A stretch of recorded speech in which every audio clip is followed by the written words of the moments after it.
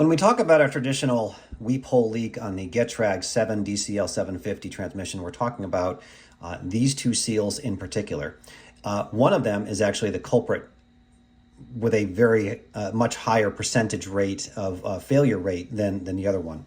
So this is a 3D mock-up of what the port would look like inside of the gearbox, which is directly in front of the rear cover. So this is the rear of the transaxle, and that is the front of the transaxle. This would be the differential or clutch side seal. That's going to be over here. And this is going to be your gearbox side. Now, this is a type AD, alpha delta radial shaft seal.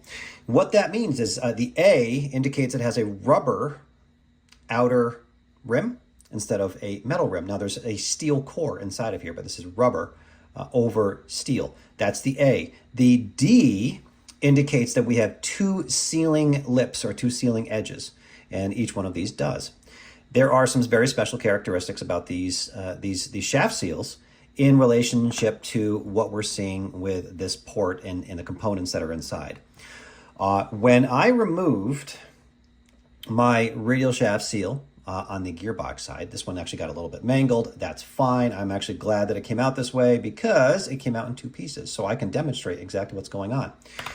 If you look at the outside ring of each one of these seals, there's going to be a hole. Now, this hole is exactly 4 millimeters from this side and 4 millimeters from that side. It is perfectly centered. Why is that important? If you were to look at the port, and I show this in another video, there's a slit right here, exactly 4 millimeters from the outside of the casing. That slit goes down to a bulbous section right here, which goes down to a shaft and then to your weep hole. So whatever fluid gets to that slit is going to come out the weep hole and cause a weep hole leak. How does fluid get there? That's what we're going to explain. There are three different manners in which these seals can fail. One of them is the primary concern for this classic as called weep hole leak in this particular transaxle. Inside on the gearbox side is a bearing, and that bearing is supposed to be held in place with a small clip that sits inside of a channel, and I show this in the other video as well. If that clip is not in its seat or in that channel, that bearing has the ability to creep. You've heard bearing creep before probably, right? It has the ability to creep and push on our gearbox side shaft seal. So when I removed all of the components of the transaxle to get to this is about where my seal was sitting. It was about a millimeter and a half, 2 millimeters out of its seat. And the reason why that was so important, it was out enough where it then exposed the weep hole, and clutch fluid from inside of where the bearing is got into that weep hole and drained out.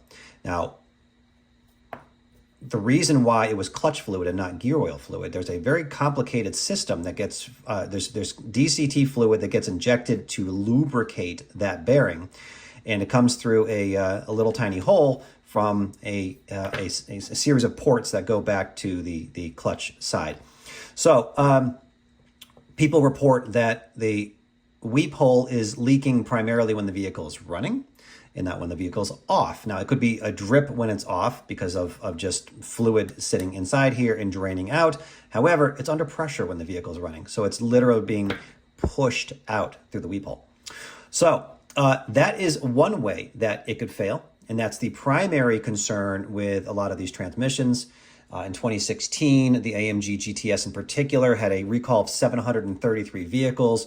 And the recall said specifically that the radial shaft seal could become misaligned. And that's what happens. So the misalignment, it's not in its seat, it's no longer aligned, is because of that bearing creep. Because that ring is, for some reason, not in, the retaining ring is not in its seat to keep the bearing back, preventing bearing creep.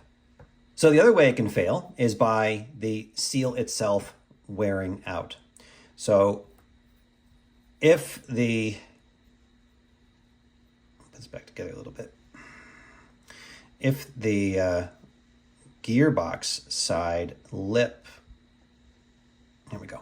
If the gearbox side lip were to fail and fluid gets inside of this center recess, this recess will allow fluid to come out of these holes. Now these holes are exposed to a channel exactly 4 millimeters in from that outside casing, and whatever sealing edge or sealing lip has failed, whatever fluid that is coming from the other side is going to get back into that channel as well. So even if this is in its seat and it's flush, this outside ring here is flush with the casing, and one of these lips, these edges were to fail, then that fluid will get into the weep hole as well.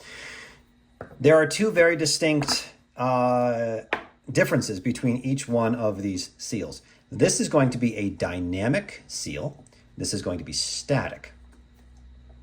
What I mean is a shaft, the primary shaft that turns your gears, comes through from the SAP side and will spin on that bearing on the in the inside of the port, and also will spin inside of this shaft seal. So the inner recess, the inner edge rather, will keep the DCT fluid inside the housing here to lubricate the bearing, and this outside lip will cure the gearbox oil on this side. Now, when that shaft comes through, there's actually a sleeve that sits inside of the differential or clutch side shaft seal, and that doesn't spin. So the actual drive shaft will go through that sleeve and spins inside of the sleeve. And then, so there's nothing spinning on these lips right here, these edges. And the only reason why this would fail primarily is just because of rot and time, unfortunately. But I would be, that's a failure that would basically be just unprecedented. That'd be a very unusual failure. This one, however, of course, because of the shaft spinning on these edges, that is one failure. Now, to install these, here's where it gets a little bit interesting. If somebody were to pull up installation videos for shaft seals, they're going to find that there's 3 different ways to install these primarily. One, if you can take the component over to an actual press, someone would place the seal into its seat, just about as far as it can go, and then they're going to have this tool, kind of like this, that's attached to the press with a rod. They're going to pull the handle down, and it's going to push down on your seal. When they can't push any further, it means that the outside edge of their press surface has met with the outside edge of their casing, which means that the outside edge of their seal is flush with the outside casing. That's one way. They might use the same kind of tool that looks like this with a rod through it and a handle, and that handle has a little button on the end, and you could perhaps tap it in and again make it flush. Now, if you do that, you may not have it perfectly flush. It might go in a little bit crooked. Eventually, when one leading edge of your tool gets to the casing and you keep on tapping, the other edges will follow, but it doesn't go in evenly. Now, the other way you might see people doing it is they're going to actually take the seal, they're going to rest it in there, and they're going to take a hammer and they're going to tap. If they're doing it the right way, they're going to tap 12, 6, 3, and 9. Just keep on tapping gently until it's actually in and flush. That can damage the outside of the steel core, all right, and that's it's inside of this rubber ring. It can be an angular misalignment. It can become crooked or bent, right? So the idea of a hammer is just not going to work. Now, we can't take this component over to our press traditionally because it's part of our gear casing. So I have wrestled with how to actually make a specific tool for this particular application, and a 48 millimeter outer diameter shaft seal. And I came up with a tool. I'm going to show you how that tool works. These are the 3D prints of the primary parts of the tool that I have designed and 3D printed for test. These are strictly prototypes. And I was so satisfied with the application, and I just love the way that this tool works, that I actually sent out to have these produced professionally. Almost dropped it. And this is one part and this is part 2. So we've talked about this outer lip, the sealing edge here, this outer sealing edge being of concern when we're doing this installation. So this outer edge will fit into that recess right here on our tool. And all of the pressure when we're sealing or when we're pressing this in is going to be on the outer core, the steel core, which is where we want our pressure. See how that fits? So prior to our installation, we're going to make sure that our bearing is in place and sealed with a bearing retainer fluid. A Loctite 648 is the fluid that I used. And make sure our retaining clip is in its seat and in its channel as well.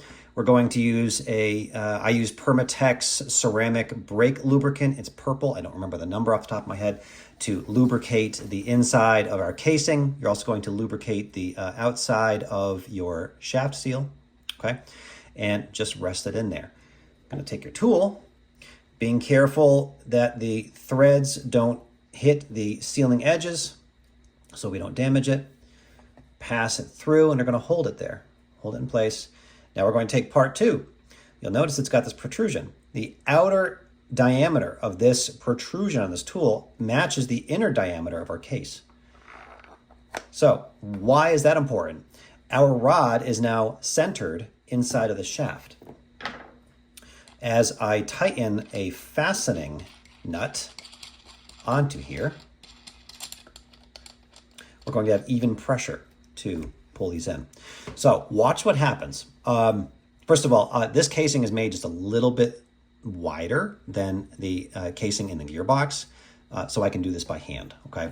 But you would tighten this with either a wrench or a ratchet, and pass-through socket would be, really appropriate. This one here is static. You're not going to change this here. So as I turn this, get a good view, it pulls in our shaft seal directly into its seat. I'm going to tighten this by hand as tightly as possible.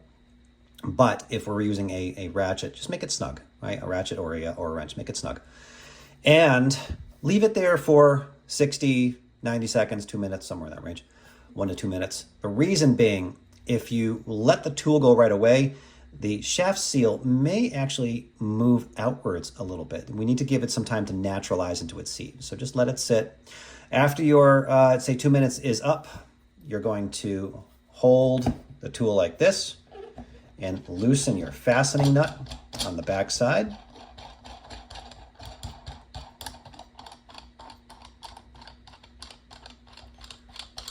Okay, take part 2 off. Set it down for the moment. Take this part out, again, being careful of the threads. Even if the threads were to touch it, it'd probably be okay, but I'm being extra cautious. You're going to have the other side now, okay? Again, spring is going to go in. Actually, before I do that, let me show you this. Our shaft seal is now completely flush with the edge of the case. All right, now you're supposed to use a dial indicator to make sure that it is flush prior to doing any installation. But this is going to get you where you need to be. Proper pressure all the way on the seal, centered in the casing itself, pulling it in with accurate and even pressure around the entire core. On the other side, we're going to take the seal with, again, this ring, and we're going to place it into its seat. We're going to go back, obviously lubricate it the same way. We're going to go back with our tool. We're going to thread it back through, pass it through the channel. Now, this side, if you remember, is going to be flush. We're now going to take this tool and turn it around. So this flat surface is going to be up against the core, right? This is the core, the steel core of this particular seal. And we want to press on that. We don't want to press on, see this lip right here, this edge? We don't want to press on that. We're going to put this through, and again, go back to our fastening nut, fasten this in, and this rod is now held in place because of the inner protrusion that's resting inside of that shaft seal. So now, when I tighten the nut, it will pull in our seal. Again, leave it there for 1 to 2 minutes. I'll just say 2 minutes for the sake of argument. Let it naturalize, and then we're going to undo our tool.